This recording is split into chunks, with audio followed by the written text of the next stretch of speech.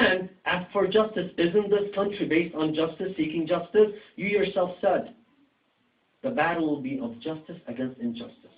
If you recognize justice on the other side, I bet you every American will want that justice. I said, so there would be no war. There will be just a battle of understanding. And that is not a battle in its reality. That's an opening of the mind. There is no war. Don't worry about the war. Build the community and you'll realize the beauty of Islam. You'll ask for it.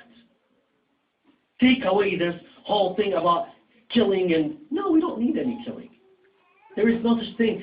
Islam, look, Imam Ali alayhi salam, dear brothers and sisters, do you realize when in the battle of Siffin with Muawiyah, he called upon Muawiyah, he said, Ya Muawiyah, this war, let you and I fight. Let's not engage these people in a bloodshed. If you and I fight, everything will be over with. Why do you want to wage war and shed blood? Imam Hussein alayhi salam, he kept on holding back his companions and he told them, do not wage the war. We are in the core of our belief. We never ever resort to any kind of force. Violence is completely out of the picture. See, there's a difference between violence and force. But in our religion, we only resort to force when we have to, and there is a saving of our own lives. And this is given everywhere. Give me liberty or give me death. It's very simple. It is very important to realize these things, dear brothers and sisters. A lot, right now, in today's world, there is a hijacking of the principles of Islam. Why? You know why? 1400 years ago, the battle was between two camps. The camp of Imam Hussein and the camp of Yazid. Let me give you an explanation here. Let me give a brief explanation. After the martyrdom of Imam Hussein alayhi salam, you know how many wars were waged and how many revolts were taking place? In the city of Medina, after the news came about what happened to Imam Hussein alayhi salam, people revolted. Yazid sent an army. The general of the army took over the city of Medina, killing 10,000 individuals. And not only that, no one, listen to this very, very carefully, everyone captured. No one was released unless what? He paid allegiance that he is a slave to Yazid. Otherwise he would be killed. Do you see that? And 1,000 girls became women. It is such a savage war.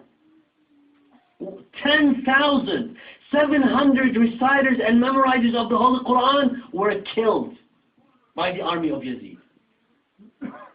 700 memorizers and reciters of the Quran, that meant the intellectual wealth of the Muslims at the time. This man cared about nothing. And on the other hand, look at Imam Hussein alayhi salam. Imam Hussein salamullahi ta'ala alayhi prohibits his people from starting a war. Imam Ali alayhi salam, you know he had the war with the Khawarij, right or wrong? Yes. One day, after the battle of Nahrawan, what happened? In the courtyard, in the mosque of Al-Kufa, some people sitting around Imam Ali alayhi salam, his companions, they're sitting around, they're benefiting from the Imam, and one of the Khawarij passes by. And he talks ill of Imam Ali alayhi salam. He criticizes and talks ill of Imam Ali alayhi salam. The companions of Imam Ali wanted to do something. He says, no, leave him. Let him roam around. As long as they do not hold arms against us, let them roam around, say whatever they want. Have you seen this principle, the mentality? And look at the mentality of Yazid and his army, Muawiyah and his army. We have two camps, and today we also have two camps. We have people like Al-Qaeda. What they do, These people, all they have is either you're with us or against us. What do innocent people have so you target them? Explain this to me. Where is this from Islam? This is dangerous, dear brothers and sisters. If we don't stand up and talk about it and explain to the people this has nothing to do with Islam, then let's not blame ourselves when they compare you and me to others like him. It's our silence that brought this on to us. Yes, media is harsh on us. That's fine. But let's do something. You know, Imam Sahib al-Asr wal-Zaman alayhi salam, we all wonder, how is his name going to be so everyone will know of him? It's amazing. When the mosque was bombed a few years back, every main station and channel started talking about Samarra, being the place where the Shia believed the 12 holy Imams, Imam Mahdi, started the occultation. See, God is telling us, you don't do your job, someone else will. It will happen. One of the brothers asked me yesterday, he said, is it true that the hadith says that everything can be prepared for the Imam in less than a night, within one night? Yes, you never know. It could be in a second. It could be right away. You never know. Don't procrastinate and say, when it happens, I will, inshallah. The Imam says you're not a true follower. You're not a real follower. See, it all starts in the mind. Taking all of that, when we look at establishing real citizenship, meaning what? I am here.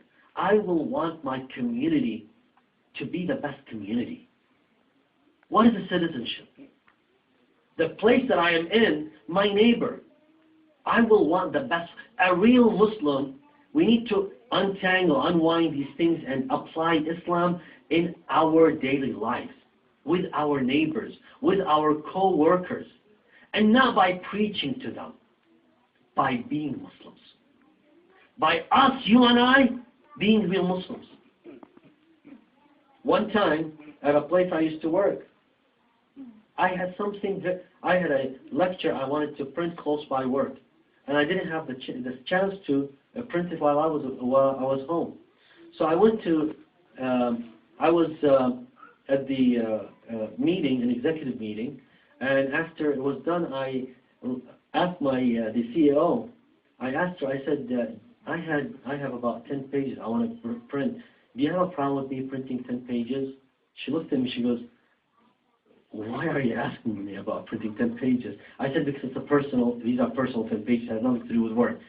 She goes, everyone prints everything here. You know, everyone does it, and no one, I said, yes, but when I signed my contract, in it says, everything here has to be for work.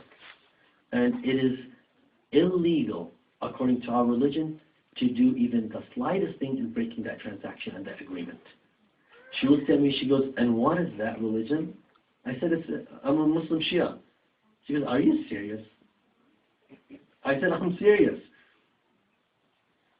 That one act, that one small act, that I never thought it would be, I was just acting as my religious duty. That one act started her reading Peak of Eloquence for Imam Mahdi. It started her reading of the Holy Quran. It started her, and she became a defender of Islam. That one small act. And by the way, I never had to, she went and did her research, she went and researched, you never know one small thing you do in your life. One small thing. Do it out of principle. Don't act it out. Don't act things out. Let it be out of principle. Show that you care about your community. Show that you care about the things that happen around you. Show that you care about advancing the community. Part of our duty is to show people. Showing people by reaching out. Not only in celebrations or when we need to take the camera shot no, when it's real. Show them through everything. This is what's building a community. the Imam Salamullahi Ta'ala alayh is going to take us through the toughest, harshest, and hardest task of all. That is the battle of winning the battle of our minds. It is absolutely important, dear brothers and sisters.